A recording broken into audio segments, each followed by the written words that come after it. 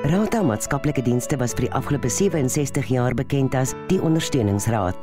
Hulle lese is Ryk uit, raak aan, wat sinoniem is met die diens wat hulle lewer. Rata beteken ook lief hê. Rata het 15 kantore in 4 provinsies, Limpopo, Mpumalanga, Noordwes en Gauteng. Hulle visie is om dienste aan gesinne te voorsien om te verhoed dat die familiestelsel verbrokkel. Rata Maatskaplike Dienste is 'n nuwensgewende welsynsorganisasie wat daarop gemik is om kinders te beveilig.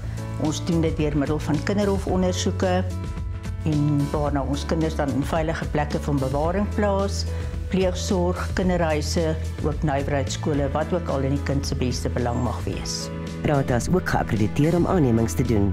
Kliënte ontvang diens van uitstaande professionele gehalte en kinders getuig gereeld oor die verskil wat Rata in hulle lewens gemaak het.